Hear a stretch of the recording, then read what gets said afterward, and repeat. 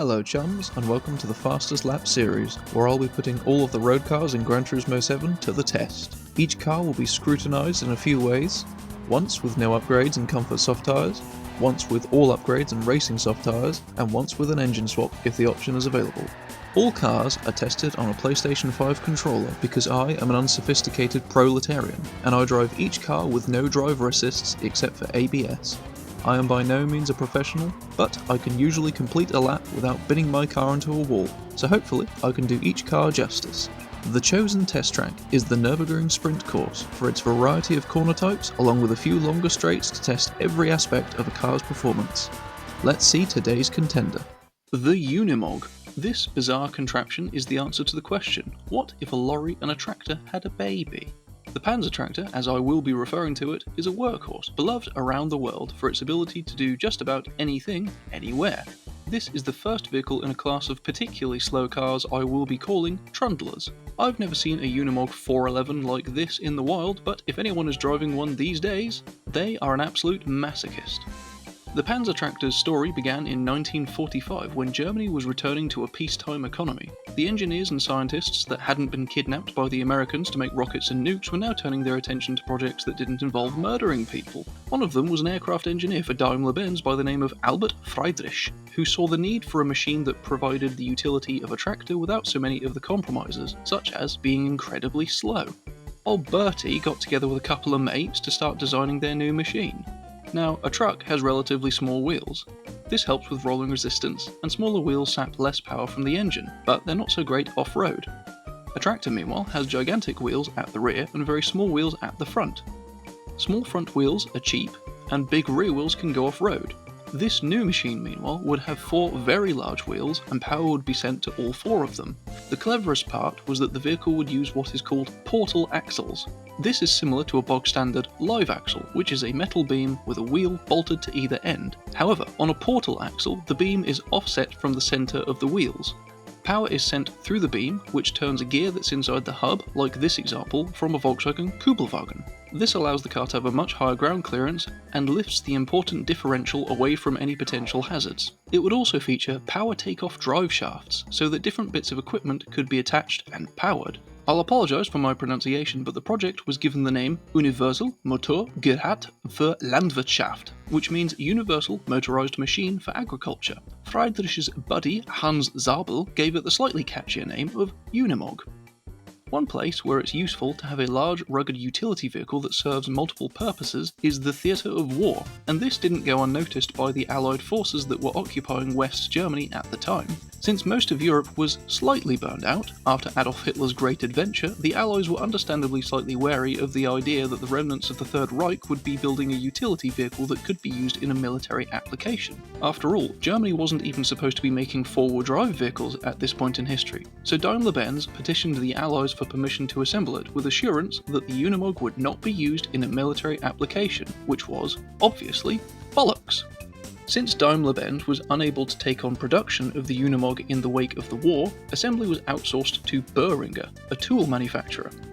The very first production Unimog was the 70200, and 600 of them were produced, of which just over 40 were immediately sold to the Swiss army. The original Unimog had a naturally aspirated diesel engine with 25 horsepower, which allowed it to reach somewhere in the region of 30 miles per hour or 50 kilometers per hour, which was faster than a tractor.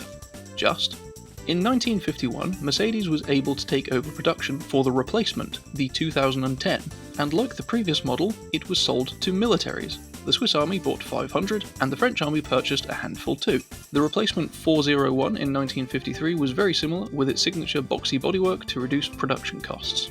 However, the mid-1950s is when the Unimog became truly successful with the introduction of the long wheelbase 404 and the standard wheelbase 411 you see here. Both had the more curvaceous bodywork and more power.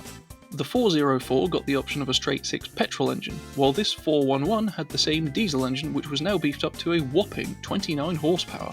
These were the last of the classic Unimog series, and their production run lasted until 1974 for the 411 and 1980 for the 404, which is a pretty incredible amount of time considering most cars are replaced after 5 or 6 years these days. As a final note, I just wanted to point out the fact that the Unimog weighs 1.9 tons. To make you really sad about the state of the motor vehicle industry today, I'm going to now point out a few vehicles that weigh similar to or more than this actual monster truck. Dodge Challenger Demon, the new Mercedes C-Class Hybrid and C63 AMG, the current and previous generation BMW M5, the Tesla Model S, the Aston Martin Vanquish, Hyundai Ioniq 5, or a Volvo V90 wagon. Well, that certainly made me sad. Now let's watch some sped up footage of this old washing machine hit the track. Like all unmodified cars in this series, this car has no upgrades that affect the performance in any way, and it is fitted with Comfort Soft tyres. The reason all cars are fitted with Comfort Soft tyres is because they will give a very rough approximation of how the real-life car will perform on some fancy Michelin Pilot Sport tyres, which are some of the better summer tyres on the market, which are road-biased but can handle a track day. While the sports tyres would be faster, there aren't many cars on the street rolling around on Cup 2R tyres.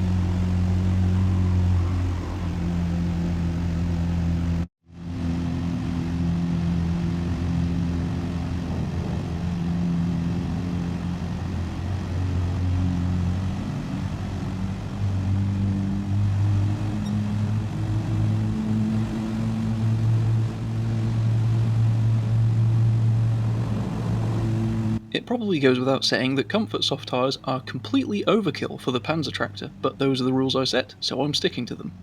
Thanks to the very short ratio transmission the Unimog needs to be able to pull heavy loads, 6th gear takes it from 35 miles per hour up to its top speed.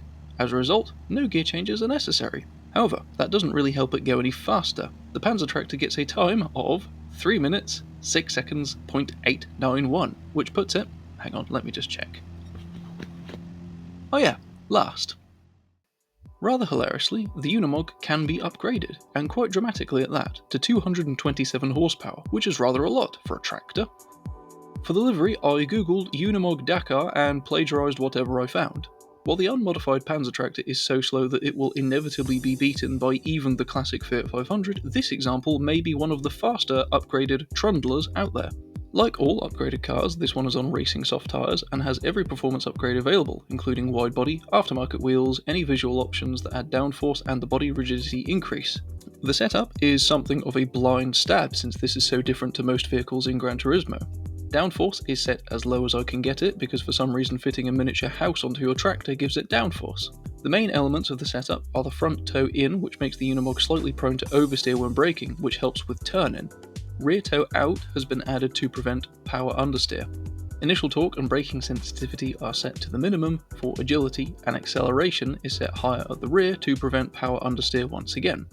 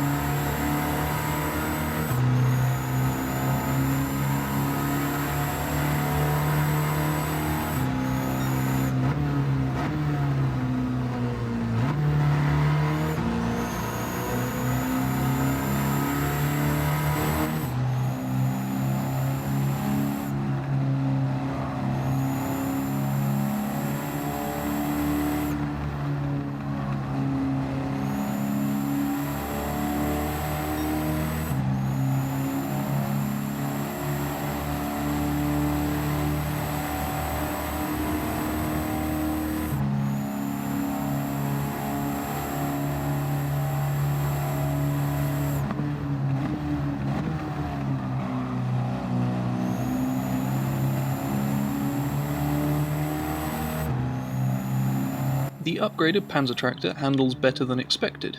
It's difficult to get used to how weak the brakes are though, despite how low the top speed of it is. Beyond that, there isn't a huge amount to say. It just kind of does what you expect it to, and in the process it gets a 1 minute 44.066. That time puts the upgraded Panzer tractor just behind the stock Honda NSX from the previous episode. It does however put it just ahead of the stock Mitsubishi Evo 5 and the 1999 Impreza. It will be interesting to see how this compares to the upgraded Beetle, Renault 4, Abarth 595 and other trundlers. The stock Unimog, meanwhile, is last. It is very last actually, and it will almost definitely stay that way, so if nothing else the Mazda MX-5 is no longer in last place. The Unimog is peak Gran Turismo, in that it is completely stupid. I recommend upgrading it though, or it'll take you a very long time to get anything done. So, that was the first trundler to hit the track. Tune in next time to see something that might be just a tad faster. If you have any requests for cars you want to see tested sooner, please comment down below. Thank you very much for watching, and if you enjoyed this video I'd be very grateful for your subscription. Take care now, and ta-ra!